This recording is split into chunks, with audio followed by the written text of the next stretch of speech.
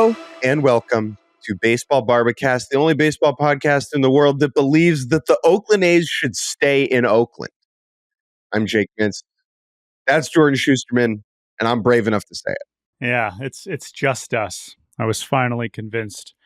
After watching the emotional scenes of yesterday in the waning hours, innings, pitches of the Oakland Coliseum, we are going to start this Friday edition, this final regular season edition, final 2024 regular season edition of Baseball Barbacast, talking about the Oakland A's. I know we hit on it a little bit on Wednesday, but after watching how everything unfolded yesterday, we certainly wanted to start the show with it. There is, of course, plenty of postseason related topics to get to. The Yankees and Dodgers are division champions. We have a very messy situation on our hands potentially with a doubleheader in Atlanta on Monday. We will get to all kinds of stuff. And of course, it's Friday, so we got the good, the bad, the Uggla. However, let's start in Oakland, Jake. This is something that we have covered a decent amount on this show, on various editions of the show over the past few years. We've had some guests on to talk about it. We have tried to capture the situation and explain how we got here. Although I think another main takeaway as everyone was reacting yesterday is just the staggering realization of just like, wait, how and why did we get here? And while this episode is going to focus on the raw emotions of what we saw yesterday, I think that is still a prevailing thought as we both look backwards and forwards. It is hard not to just think like, what are we doing here? What is going on? But let's zoom in on the scenes of yesterday at the Oakland Coliseum, a sold out Coliseum, of course, for this final game, or so we assume. For the A's playing there after nearly 60 years playing in that venue. 46,889. And I want to start there. The A's fan base over the years has received a lot of flack for empty stadium pictures. And I want to just emphasize how unfair that is. And we saw how unfair that is yesterday with this sold out crowd. If you serve an audience and you serve a fan base, they will show up. If you provide a quality experience, they will show up. It is not as if there are not people who care about baseball living in the East Bay. We saw that yesterday.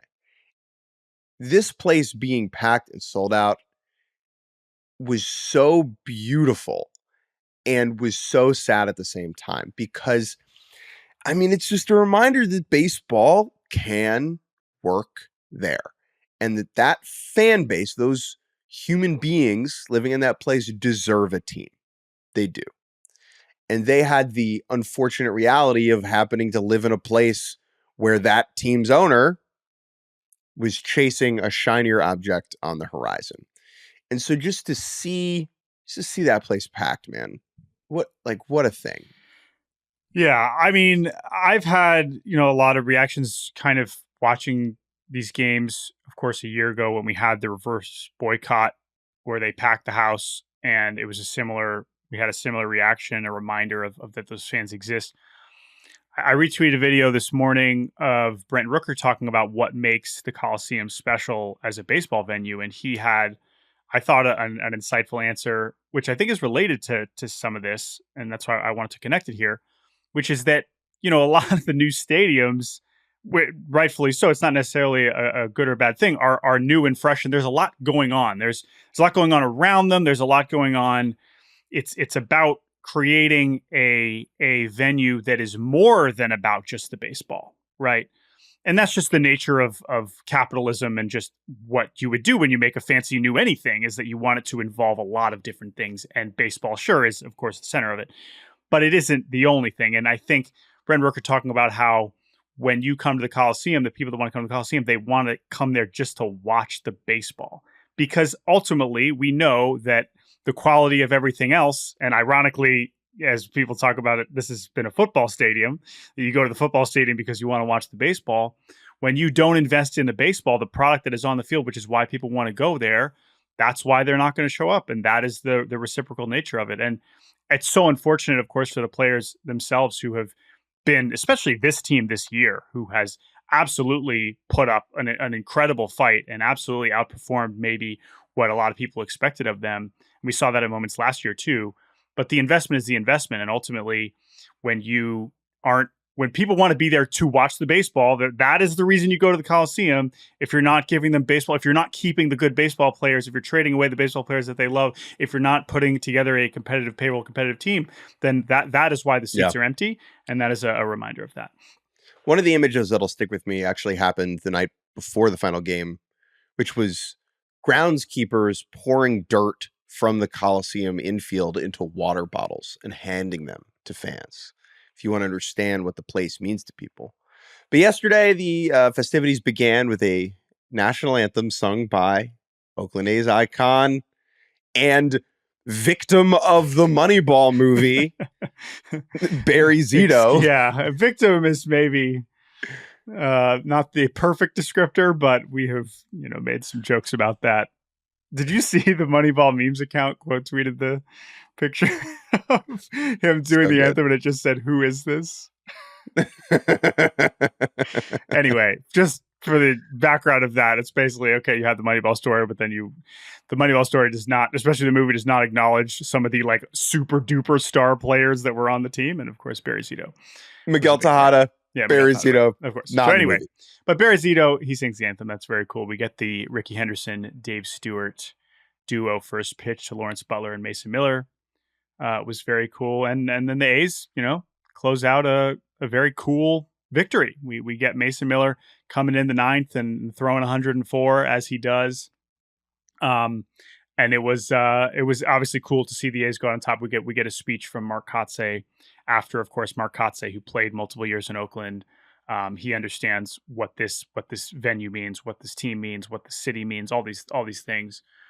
I mean, when you talk about lasting images, I don't know if there's anything else from the game in particular that you wanted to hit on, but I think the other thing that kind of stuck with me that was hard for me to wrap my mind around, and again, every time we talk about this, I just can't stress enough how disconnected we are from this place. You went last year, we've been there before, but this is not an area that I can even begin to pretend to understand. So I obviously have leaned on the people that grew up with these people, but something that still even hit me kind of emotionally was kids crying,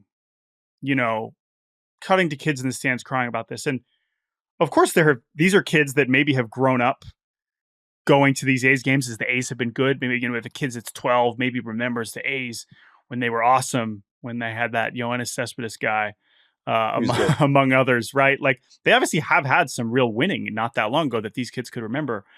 But it's also that, like, their parents, who in a lot of these situations who have truly grown up and are really losing something.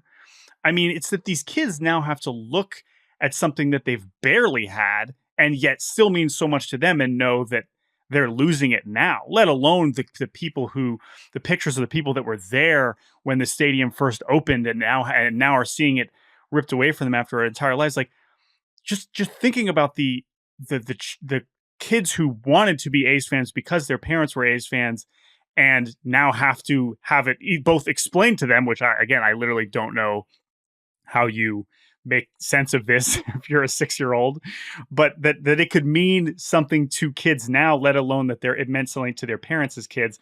A lot of it was just very difficult to grapple with because, it's hitting a lot of different generations in a very different way. And the other thing that just has to be said is, of course, we think about this exclusively in a baseball context because that's the sport we care about, but it's not irrelevant that this is the third team Oakland has lost, right? Of course, we've seen other teams be taken away in other sports and other cities, but a lot of those cities still have other teams, and so it's just really staggering to even think about what it means to lose a third team in such a short amount of time. And I think that you felt that this being the last one standing is really difficult to kind of wrap your mind around. So I'm sure that added to it, even beyond some of the other teams we've seen, relocate over the years. I tweeted a thread yesterday that I'm sure people saw with just some of my thoughts on the entire situation, and I'll regurgitate some of that here now. caring about stuff is cool. And I think in our society, sometimes people are judged for caring a lot, for letting something mean something to them. That is really the dynamic at the heart of sports fandom. We are convincing ourselves that these 26 strangers to us wearing familiar laundry, playing in a familiar venue has meaning, right? And that is in a lot of ways, not to get too big on it, but like that's the point of waking up every day. And whether that's sports or something else, like attaching meaning to things in our lives beyond friends and family, right? That is what gives being alive color and verve and life. That's what gives life, right? Mm-hmm. And I think that if you want that thing that has meaning to you to be a baseball team, that's great, right? And that is what franchises, what sporting teams want from you. Everything that a team does is to make money and to kind of foster passion from the fan base. That is every tweet, that is every game, that is every in-stadium montage, whatever. And for all these Oakland A's fans who held up their end of the pact, who spent money and time and emotional energy investing into this organization, for them to have the rug pulled out from under them in such a ruthless, wicked way, that is what hurts the most, because it then makes that caring a one-way street, right? Mm-hmm. And what I think I want to leave A's fans with, as someone who can't begin to understand how they're feeling, is that that's not for naught, right? In giving a part of your time, energy, focus to the Oakland A's, however long you, an A's fan listening, have cared, I mean, don't gaze upon that with regret, right? Mm-hmm. That was Mm-hmm. time well spent because it meant something to you, and it will always mean something to you. John Fisher can relocate this team. He cannot relocate your memories. Those are yours, right? And there is something immensely sad that you will be unable to make more of those moving forward, right? However, this was good. This was a good thing, the Oakland A's. Oh, yeah. And I am thankful to that fan base for providing such a unique flavor in our sport.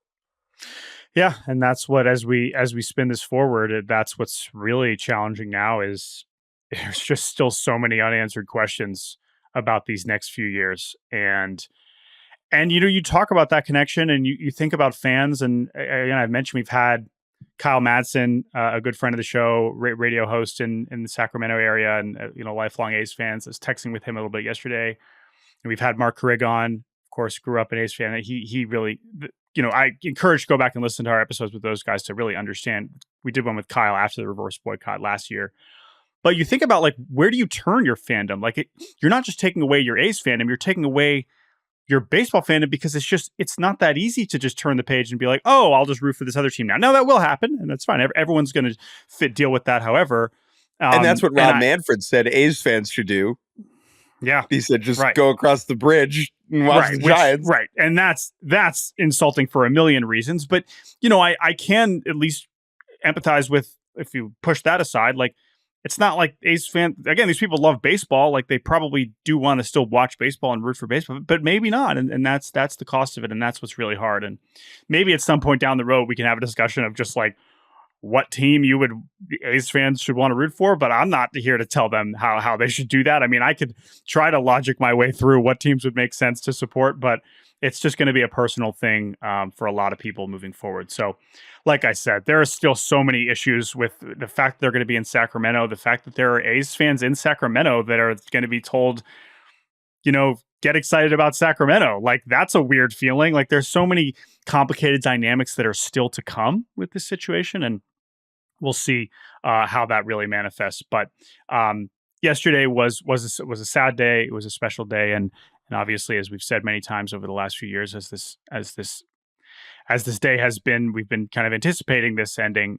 We obviously have the A's fans in our thoughts. So anyway, again, if we missed anything obvious, or if you had any memories, if you were there, let us know. baseballbarbacast@gmail.com. We got a bunch of emails about this when we talked about the Giants A's rivalry earlier this season. We got a lot of good emails about that. So I would love to hear some more perspective from that if people are willing to share. So all right, Jordan, that's the Oakland A's. Let's take a break. And when we get back, we will turn our attention towards cold weather baseball. And welcome back. Baseball Barbacast, Jake Mintz, Jordan Shusterman. Let's talk about the hurricane. So first things first, Hurricane Helene made landfall yesterday, Thursday in Florida. Everybody in the areas, please stay safe. Listen to local authorities. Do not be a hero. We are not weathermen. Actually, Jordan is. No. Jordan's a weatherman. I'm not.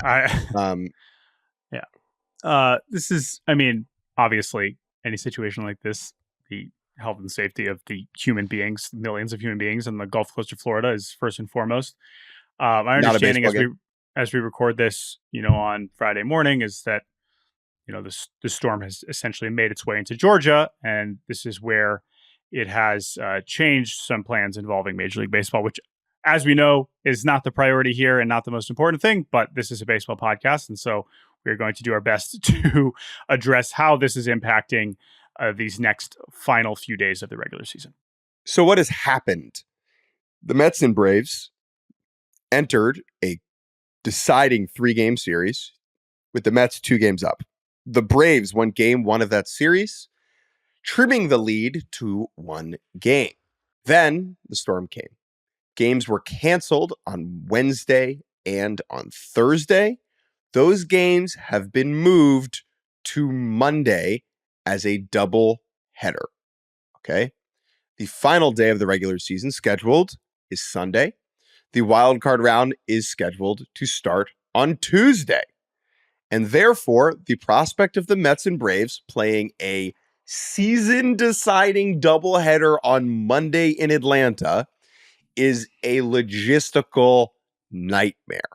Yes. The Mets this weekend have a 3-game set in Milwaukee against the Brewers, while the Braves are home against the Kansas City Royals. Yes.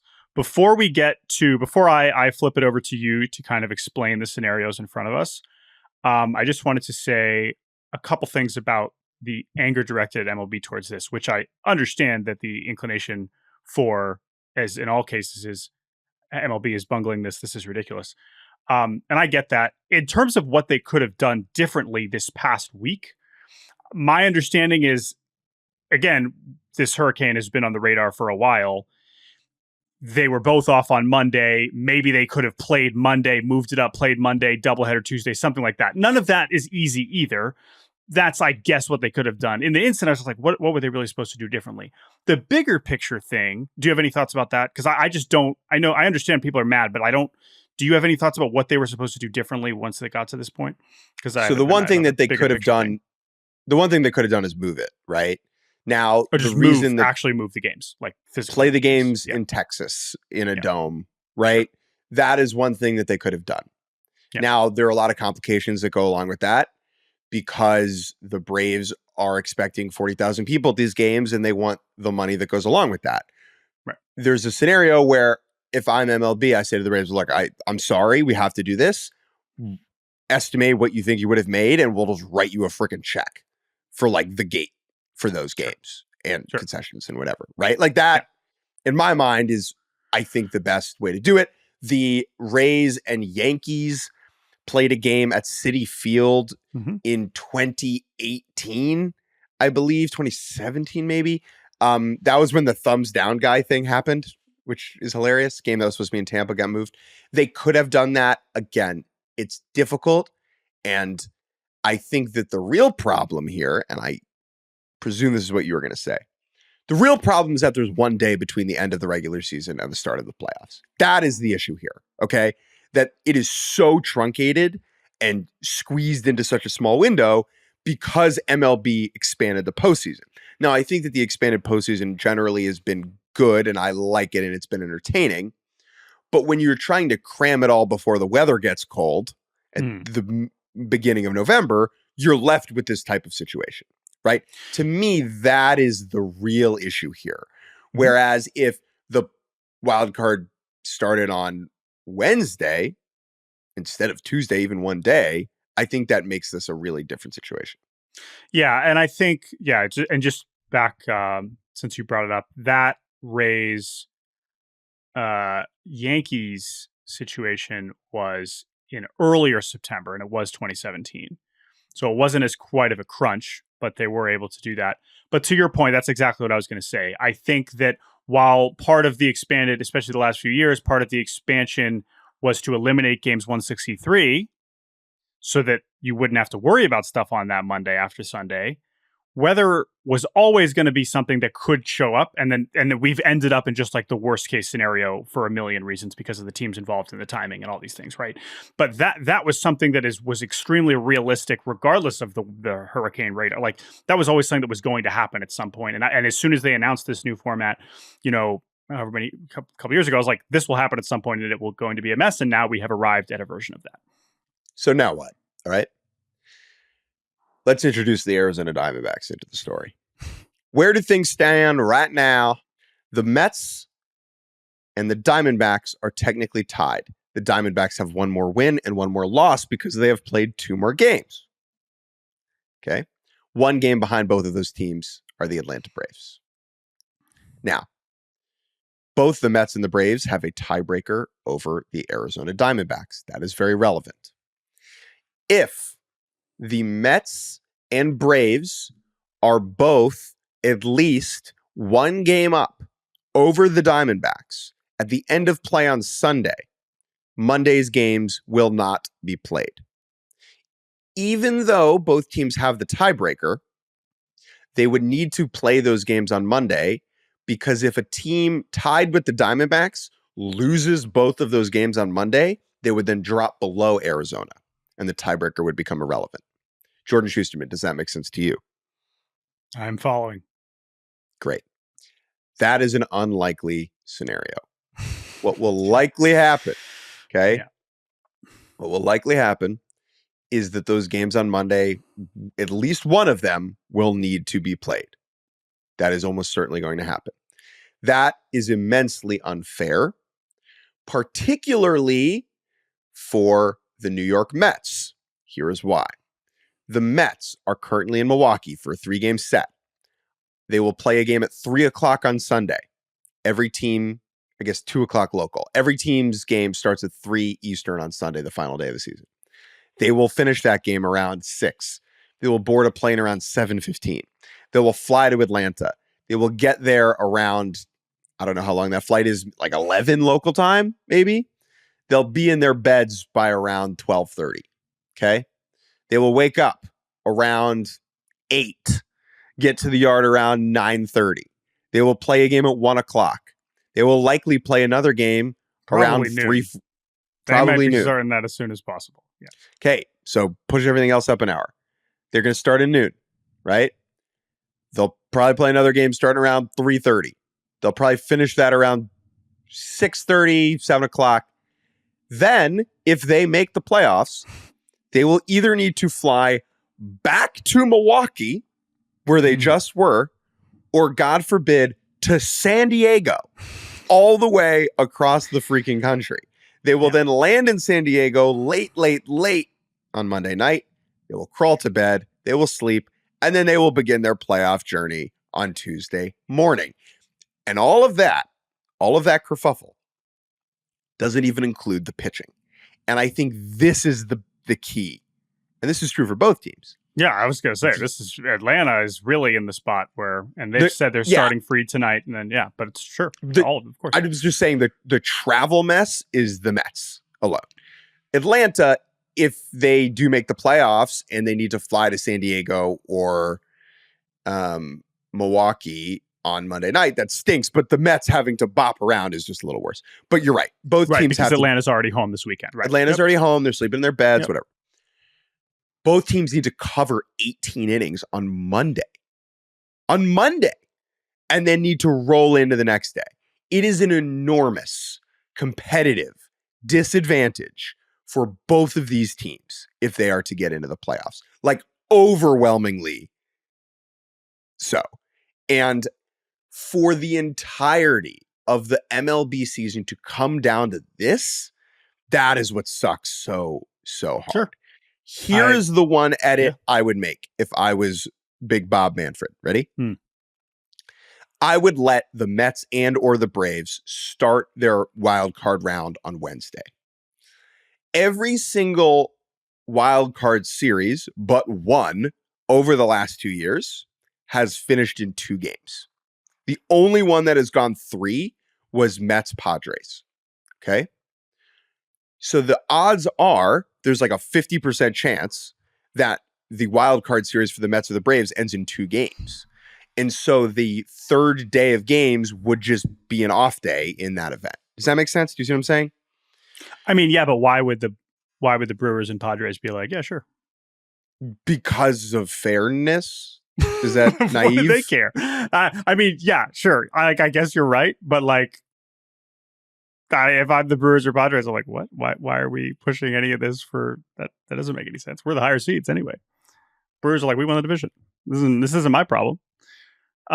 So I agree with you, but I just think this is a mess. That's what it is, and that's what I don't think there are easy solutions. And you can say that that's the league's fault. You can say that that's it's not fun to talk about. It's not easy.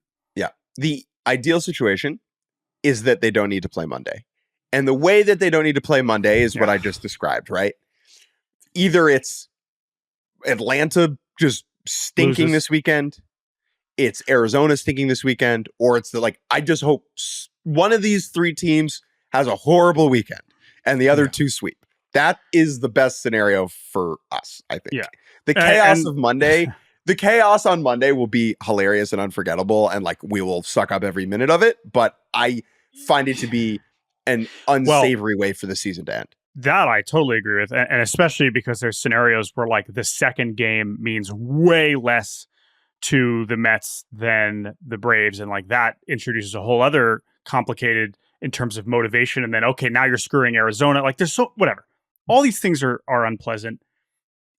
These are all first world baseball problems. Okay. I know what you just described in terms of fairness and the Mets have to jet set all these places. That's all true. Right. But the other thing is, and maybe this is a grumpy take. And I agree that it'd be great to have the pitching all lined up and all these things. It's just these teams, a lot of these teams were just playing 17 days in a row. That's just baseball. That's just kind of what it is. I understand that there's a lot of travel, that this travel would be particularly ridiculous. 100% I'm with you. But I don't think that these players are just going to be yep, this is what we're doing. We'd rather be in the playoffs than not be in the playoffs. And so that's the other part of this, is that one of these 3 teams is just not going to be in the postseason on Tuesday. And no matter how it goes down, it ain't going to be pretty. And it's not going to feel good. So, and the fact that it could end up being Arizona is also kind of goofy when you consider their situation. Now, they are playing the Padres this weekend at home. The Padres now don't really have anything to play for, so maybe that helps Arizona. But it is kind of an interesting sequence to consider. So that is that. Anything else on Mets Braves? No.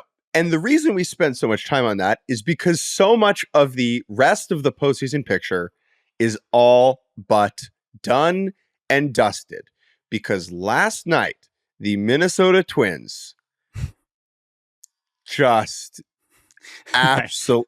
Okay, so you want all right? We'll start with the AL wild card. We'll do that. So, we'll circle back to Yankees Dodgers. So let's start with the Twins. So can I just tell you how I took this in, please? So I was at Yankees last night. Yankees win the division. Woohoo! Had to write after the game. And so was not watching the Twins game. Yet I received maybe 7 texts about the game. People knowing that I am someone who hates bad bunting. And so I got an overflow of messages. I watched the highlights this morning. And the Minnesota Twins, with just an all-time brutal loss to cap an all-time brutal stretch. They are now, 3 games out? Yeah, so basically...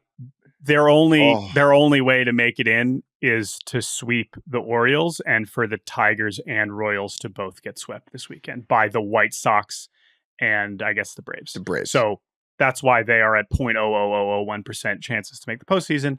And it was still not looking good even if they had won that game, because the Royals and Tigers both won on Thursday. But for all intents and purposes, it's over. And it was because of this loss. And they had a very similar extra inning game in Boston last week that they won miraculously. But this one, they found a way to lose against the most anonymous group of Marlins pitchers imaginable, even Read it out. for sickos like us. Again, this was in 13 innings. Okay. The Marlins, I would love for people to know, again, people who listen to this show, they know ball, right? But these 8 pitchers combined to beat the Minnesota Twins. Valente Belozo, Lake Backer, Anthony Veneziano, Anthony Bender, Jesus Tinoco, Michael Peterson, Anthony Maldonado. Yes, that's 3 Anthonys, and Darren McCacken. 13 innings for the Miami Marlins, and the Twins were unable, go 2 for 19 with runners in scoring position, and have a bunt catastrophe of a lifetime from Ryan Jeffers, a bunt pop-up double play in extras that really sunk their hopes of scoring the runs that they needed. They lose 8-6 in 13. Yeah, that's probably going to do it for the Minnesota Twins in 2024. A steep decline. I mean, Can I say again, some numbers? Please. Yeah, we got some more numbers here. Yep. September 2nd, 95.8% playoff odds per Fangraphs. Yeah. If you want to go a little bit later, September 12th, 90.8. We'll go a little bit later. September 20th, my friends, that is 7 days ago. They had 79.3% playoff odds. 7 days ago. Today, that number is basically zero. An all-time capitulation from the Minnesota Twins, who have just played horrible baseball for an extended stretch. I mean, we got a that can't happen in the wild on the Twins broadcast after that double play pop-up. Yes, which I guess I'm not sure we've mentioned this, but this is just, I mean, there's just some moments, some mistakes that happen during a baseball game that should not, they cannot happen in these spots. And that is exactly what Twins broadcaster Corey Provis said. It did happen. Jeffers pumped that up. It did happen, unfortunately, for Minnesota. And yeah, man, I mean, bigger picture, how does this happen? They have 3 rookies in their starting rotation for the last really 2-3 months of the year. They were doing their best, but they just couldn't cover very many innings, and they tired out a bullpen that was talented, but not that good. And when Carlos Correa and Byron Buxton missed 2 months, and Royce Lewis, who you thought was your third superstar, has been playing really terribly for the last 3 months. I hate to say it. We all love Royce Lewis, but he has been very bad for much of the second half. They just don't have enough good players, and that is what sunk this team. And as we kind of, I mean, I want to lump in Seattle here for a reason, because I think bigger picture for these franchises, there's some similar feelings, but go ahead. The Twins had the worst trade deadline ever. Their only move at the deadline was trading for Trevor Richards, who they, I believe, DFA'd pretty quickly thereafter. Yeah, he's been triple. Option. Yep. So obvious they needed another starter, right? Like that is a team that needed Eric Fetty. And the reporting is that they were, it's funny, the reporting is that they were hard after Nestor, which I know Nestor's now hurt, but that was something that they were apparently maybe close to doing. But anyway, the point is when you think about the frustration, this is a team that comfortably won this division last year, and you felt great about that. I mean, I think I also picked them, but I wasn't as optimistic, but they ended up in this juggernaut division, and these 3 other teams that are a lot, younger and kind of trending in a more positive direction, just kind of all passed them at once, right? They just absolutely embarrassed them. And when you think about how we felt about this Twins team at the end of last season, all right, we finally broke this postseason drought. They had all this messaging that was like, wow, what a season. It's only up from here. I mean, you mentioned the deadline. They barely did anything in the offseason. And so now you just have the bones of a team, the roster that is not bad, but with limited ownership investment and limited aggressive action from a front office, you're left with the feeling of, we are not going to take this next step forward. And that is really frustrating. And that's why I bring up Seattle, because there's a lot of similar feelings with that fan base as they were eliminated yesterday. And part of the reason they were eliminated, both those teams, is because the Royals and Tigers both swept. Yep. The Royals one was less interesting because of the Nats. I believe they went, okay, so the Nats scored on Saturday and then did not score again at all until Thursday. Yeah. They again, went that's 33 innings without scoring. And this is against a Royals offense that has been the worst offense in baseball for the last, month. So Royals sweep the Nats. Yeah. Nats are butt. Great. The Tigers games were electrifying. The win on Thursday, scoring 2 runs in the bottom of the 8th against Tampa Bay. Sac fly from Justin Henry Malloy. Scores Matt Vierling. Slides into home. Hops up. Roars to the crowd. Pumps his fist. Comerica is Benetti. bopping. Benetti. It's Benetti season, baby. Oh, my God. Tigers broadcaster Jason Benetti in his first year after coming over from the White Sox. What a freaking business decision from Jason. Ripping off one of the lines of the year, Jordan. What was it? A city that doesn't care about the odds has a baseball team to match. Oh, what? I mean, it's great theater. And then quickly on Benetti. Yeah. So Jason Benetti, friend of the show, does college football for Fox on the weekends. Yes. I believe that Jason Benetti was supposed to call the UCF Colorado game this weekend. Supposed to. Makes sense, because right?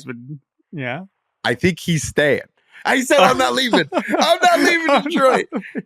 I'm pretty sure he's staying in town to call this weekend's Tigers games. Wow. Because there's a clinching scenario. Their magic number is now 1 after the Twins loss. So they can win tonight, and they're playing the White Sox. Let's introduce the White Sox as a character in here, just because the White Sox swept the Angels. The White Sox pushed Garrett Crochet back to Friday tonight against Detroit. Grady Sizemore basically being like, we're just trying to make things more interesting. Like, manager of the year. We love that for Grady Sizemore. So it will be Crochet tonight against the Tigers. Now, I'm not expecting him to throw 150 pitches, but still, it's still Garrett Crochet. This is not an easy assignment, but obviously the Tigers have been scoring a lot of runs late. We'll see if this White Sox bullpen, after this massive sweep, their first sweep since April, if they can keep the momentum going. The White Sox still have not lost their 121st game. They managed to avoid making that history at home.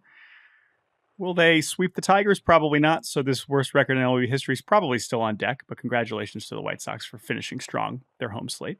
Happy for them. And then, again, the Tigers are going to clinch. The Royals are going to clinch. The last thing about the Royals wanted to mention is that Vinny Pasquantino taking batting practice. This dude broke his thumb less than a month ago. And that's usually an injury that you don't come back from in a month. But I don't know how close he actually is coming back. But he said he didn't believe his season was over when it happened. And that is a promising development because, as I said, this offense has been horrific since he went down.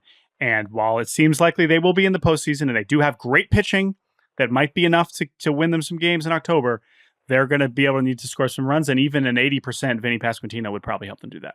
Very quickly on the two most popular teams in baseball clinching their divisions last night at minute 40 of the podcast. The Dodgers, after dropping that first game ending on the triple play, beat the Padres the last 2 evenings to win their 11th NL West title in the last 12 years.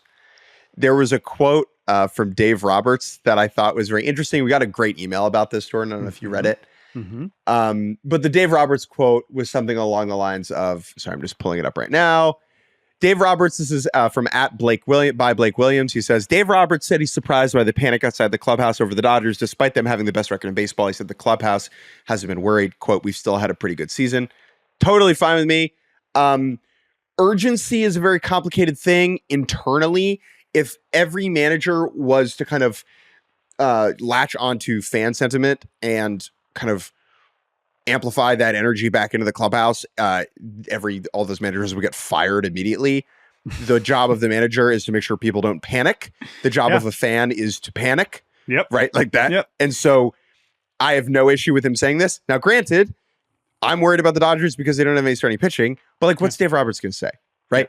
Yeah, I mean, we're screwed. No, like he's going to maintain irrational positivity. Yeah, and I totally, again, this email we got from Dylan, a Dodgers fan who's really frustrated that they haven't been able to make more of these opportunities over the last decade, and that's totally valid. Again, but to Jake's point, like you have a different job and a priority than Dave Roberts, and I also liked what Andrew Friedman said in the champagne celebration last night, where everyone's like, "All right, Andrew, like how are you going to handle these expectations? Are so great. How are you?" He's like, high expectations is a lot better than the alternative, which is being bad or irrelevant or not trying to win. And so while they might be heading for another devastating postseason exit, as most of these teams are, that's how this works.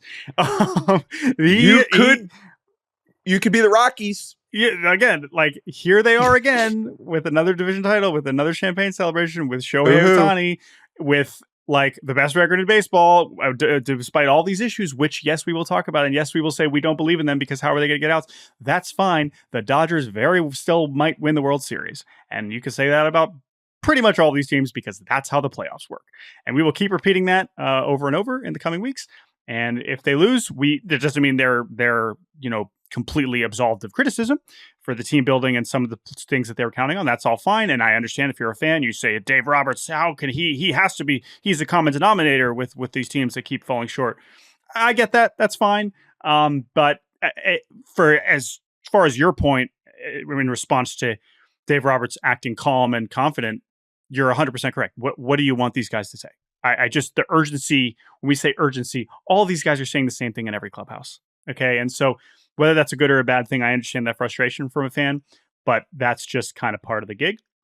And so that's kind of how I feel about that. Now, all that said, last thing on the Dodgers, I mean, holy crap, right? Shohei Ohtani has like one of the greatest games we've ever seen since then. He has a hit and a run in every single game. He had the game-winning hits on Wednesday and Thursday. He is 10 for his last 11 with runners in scoring position. He has more hits with runners in scoring position than I think 8 teams over the last week. And yeah, he's at 400 total bases, which we have not seen since 2001. So that Ohtani fella seemed to be enjoying his first champagne celebration. Remember, when they clinched their postseason berth, they didn't pop bottles. And so this was really the first time we got to see Ohtani really party it up.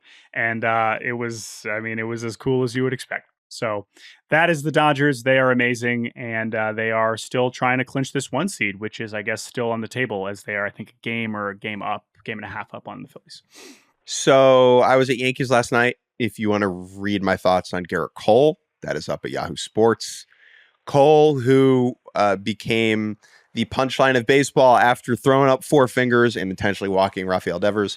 I believe he's allowed just 1 run in like 16 innings since doing that. He was dominant last night against the Orioles, pitching into the 7th inning. The night really belonged to him. Yankees beat the brakes off of Baltimore. Aaron Judge hit one of the higher home runs I've ever seen him hit at Yankee Stadium. Felt like it caromed off the moon. And then the Yankees partied, which always leads to some interesting sights and sounds. Yeah, 58 home runs for Aaron Judge, 5 straight games with a homer. Oh, quickly. This was a moment I will never forget. Okay. We're in we do the postgame celebration where we go back to the press conference room and Aaron Boone is in there.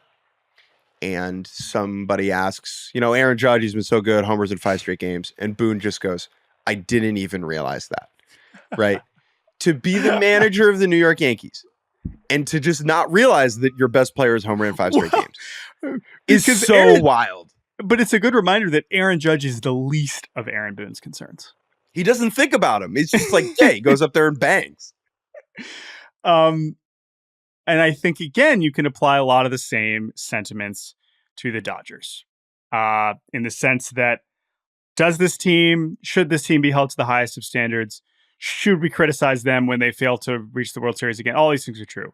But after last year's disaster, they went out and got Juan Soto. They made a bunch of signs. Like they were like, no, not happening again. And they won the AL East, which is not a small thing. And so again, like we said, it doesn't mean they are absolved of criticism for some of their decisions and some of their roster building and that's all fine, but you got to give them credit. This team, which has assembled a lot of some of the best players in the world, best pitchers in the world, they did it. And there were times this year where we weren't sure they did. And once again, they were like, no, we're still the Yankees. And I think you got to tip your cap at some point for that. All right, let's take a break. When we return, The good, the bad, and the Uggla will enter your ears. Welcome back to the end of Baseball Barbacast. It's that time of the week. One thing good, one thing bad, and one thing Dan Uggla. Mr. Shusterman, please start us off. My good is that we have backyard baseball news. We had a whole episode about the return of our beloved game from our childhood, and now we have an official release date. At least the first version, as Backyard Baseball 1997, will be available on Steam for PC only. Sorry, Jake. On October 10th. But we will find you a PC to play this game on. And I just want to say the reason why this is good, it's not just that this game's coming back because we already knew that. I just want to say that the communication and the rollout of bringing this game back has been beautiful and flawless. And I am just so happy with how they have handled this. I think it is so cool. And I think that the balance of both being cryptic, but also giving fans more and more as this project continues has been beautifully handled, and I am really appreciative of that. So October 10th, I know that's, I think, ALDS Game 4, but I'll be hitting some dingers with Jocinda Smith, at least during those games. Pretty great. I'm going to, for my good, talk about Colton Cowser. Colton Cowser, Orioles outfielder, who might win Rookie of the Year. AL Rookie of the Year, we have not talked about enough. Super up in the air. Yeah. I mean, it could be Cowser. I would say it could be Luis Heel, or it could be Austin Wells. I don't have a vote for this one, to be clear. Thank God, because I don't know how I would decide it. After the Orioles clinch on Monday, did you see Colton Cowser's interview with Kevin Brown? Yeah, he was... Oh, I did. Oh, you're talking about specifically what he talked about. Because, yeah, Cowser was, I mean, he was having a good time. But, yeah, what he brought up was really something. He was having a good time. Now, he said to me yesterday, he was like, I don't know why everyone thought I was intoxicated. Like, he was like, I was just having a good time. And you know what? Knowing Colton, that's Colton Cowser. That totally, 100%. So Kevin Brown asks, did I hear that you went to go see Great Gatsby yesterday on the off day, the musical? And Colton's like, yes. The third understudy was great, who played Daisy. She did a lovely job. Hilarious specificity from Colton Cowser. Jordan, did you know that Daisy responded to Colton Cowser? I did see this. This is so good. What a shout. Kayla Peccioni, the understudy of Great Gatsby, put on her Instagram. This is via Danielle Allentuck of Baltimore Banner. I told y'all understudy slay. Hi, Orioles. Glad you enjoyed me. Monday's Daisy understudy at Colton Cowser at Gunnar Henderson. Great.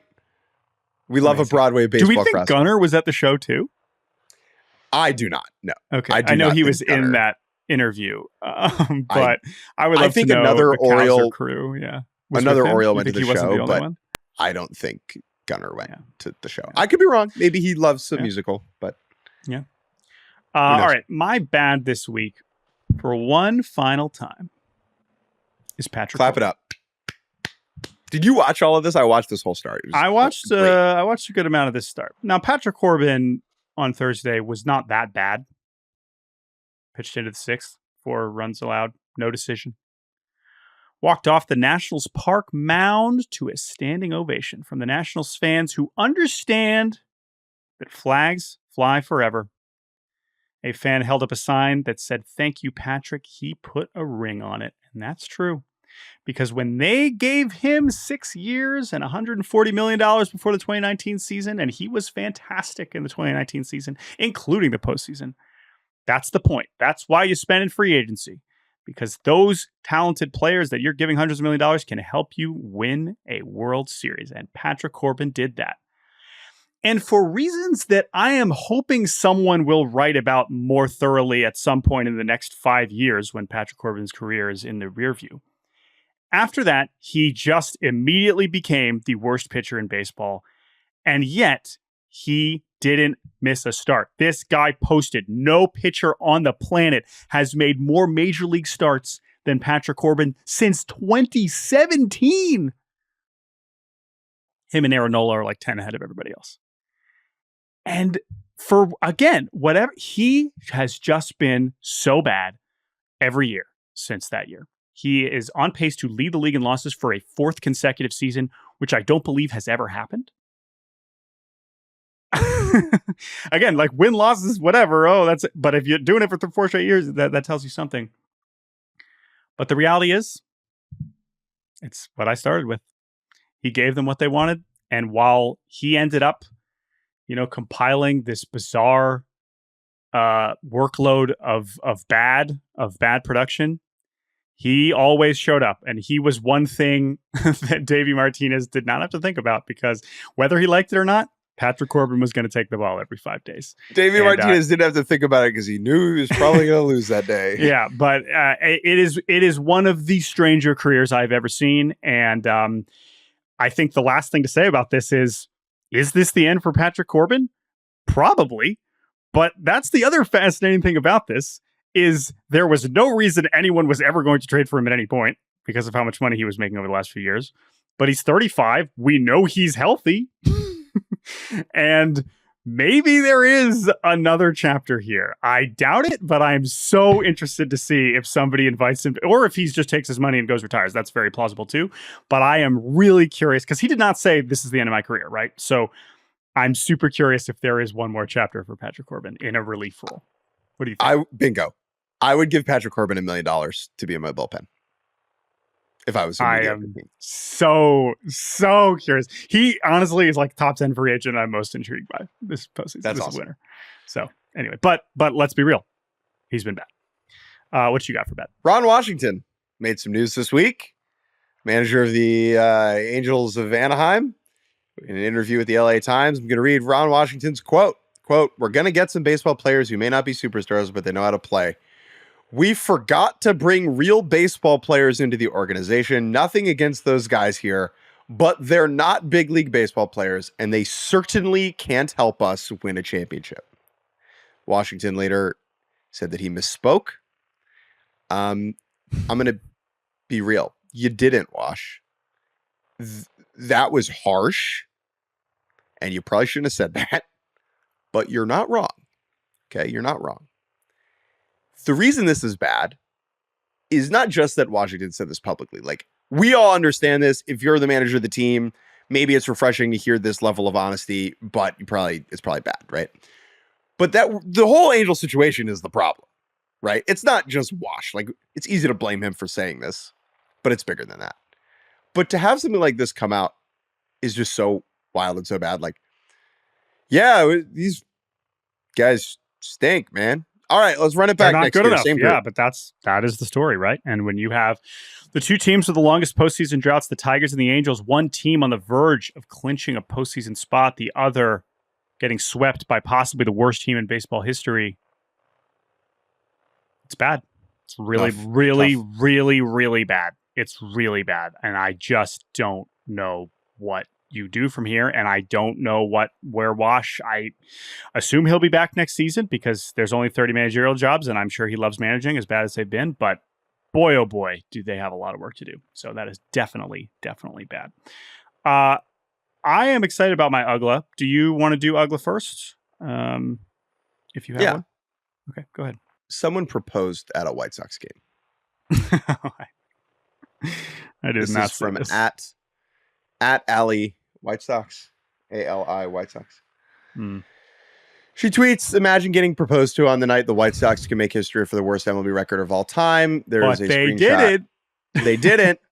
There's a picture of the big board. It says, "Veronica, will you marry me?" Look, I said earlier on the show, I want people to care. Find your joy wherever you find it. Just maybe not at the White Sox game. Yeah, I don't know. I think, how good does a team need to be for you to propose at a game they're playing? Like over 500 for me. I imagine that this was a little bit cheaper than proposing at like Wrigley, but maybe not. I don't know. I mean, we've had a lot of ballpark proposal discourse over the years, but this is a special kind of Uggla, so I agree with that. All right, my Uggla is Minnesota Twins related, tangentially. Willie Castro. A lot went wrong for the Twins this year, but Willie Castro was pretty freaking cool. Willie Castro made Major League history recently as the first player ever to appear at 5 different positions in at least 25 games. Wow. 25 games at short, second, third, left, center. Willie Castro, a super utility superhero. And I have been fascinated by these types of players for a long time. And so I started stat heading, bouncing around, seeing what are the other greatest utility seasons ever, sorting, combining different positions. Oh, who's played all the infield positions? Mark Loretta played all 4 infield spots for 20 games in 2000. We got some Andrew Romine seasons in there. Denny Hawking in 2000 had some wild ones also for the Twins. So Taguchi, here's a fun one.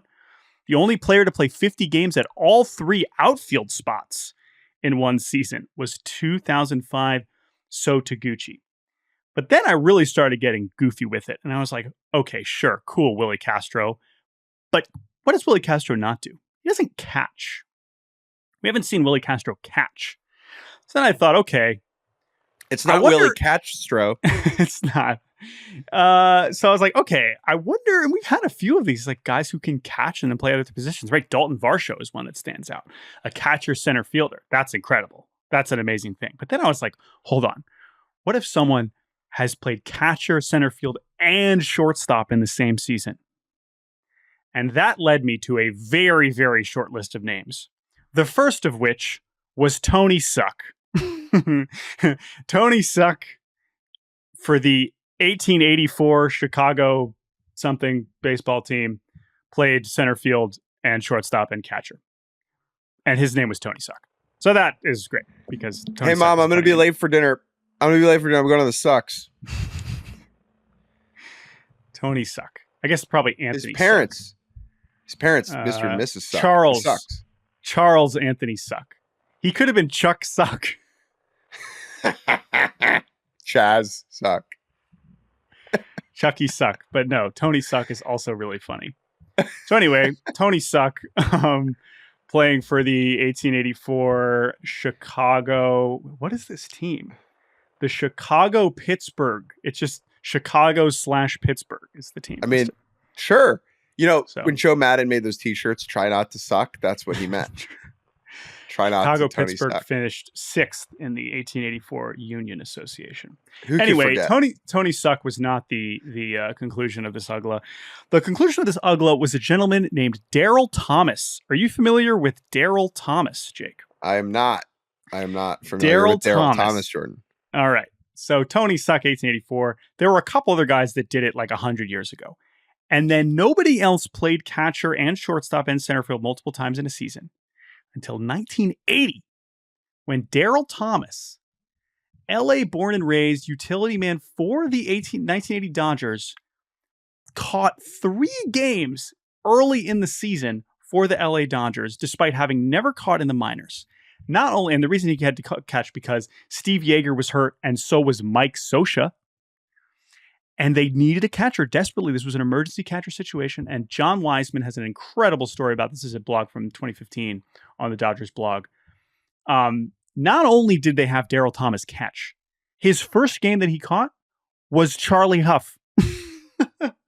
So for 3 games in April, this dude had to catch a knuckleballer. And he was like this skinny guy. He did not look like a catcher whatsoever, but he was the only one willing to do it. And Daryl Thomas caught 3 games. He even threw someone out. They did have a game where they like stole 10 bases on him, but that's going to happen. But Daryl Thomas is the only player. And then he goes on. He plays. He's playing shortstop. He's playing center. He wins the World Series with the Dodgers in 1981. But there's just some incredible quotes just about Daryl Thomas filling in as an emergency catcher. Because we joke about emergency catchers all the time now, but you don't actually ever see it. If you do, maybe it's for an inning. But Daryl Thomas is the only guy, and there's all kinds of other stuff in the story that are amazing. But this was an incredible rabbit hole to go down. So thank you to Willie Castro. Thank you to Tony Suck. And so Taguchi and Mark Loretta and Andrew Romine, and all the great super utility men over the years. But Daryl Thomas was a baseball story that I very much enjoyed finding. So I would encourage people to go read more about his career. There you go. You and Jordan Shusterman are not the same. What a performance. Well done. Thank you all for listening to this episode, this Tony Sucky episode of Baseball Barbercast. Enjoy this weekend's baseball. Mm-hmm. It will be good. Yes. One final thing. One thing we've dropped the ball on is the Baseball Barbercast Fantasy Baseball League. But I wanted to bring it up again because we got an email from Colin saying, hey, what's going on with that league? Well, here's all you need to know about that league. Jake finished last. So that's the first thing you need to know. Well, that's because I haven't logged on to it since April. I know. Which I said would happen, dude. I know. I was also very clear No, about I know. More importantly, the championship is coming down to the wire. It is between our comedian friend, Gabby Brown, and 3 men and a baby. Oh! Max, Greg, and Jaron, who drafted with the baby on their lap during our live draft back before the season. It is the baby against Gabby. And it might come down to these last few games in Atlanta, by the way. So good luck to Gabby. Good luck to 3 men and a baby to see who can raise this championship crown. And we will revisit it next season and see if we want to be either a little bit more, organized to pay attention to this season over the course of the year. But anyway, that's your update. Thank you. Also, I needed that update considering I was in the league. Sorry, guys. No. I'm not. This was not making you feel bad again. I know. It's very funny the range of people that logged off immediately and the other ones that made like 500 moves. And I still finished 5th and I barely made any moves either. But anyway, that's it. Thank you all for listening. BaseballBarbacast@gmail.com. Thank you to producer Andrew Hartz for producing. We will be back likely on Sunday night, but you'll hear from us again soon. Obviously, everything that happens on Monday is going to complicate things, but we appreciate you listening all regular season long. Plenty more Baseball Barbacast to come. So thank you for listening. We'll talk to you all very soon.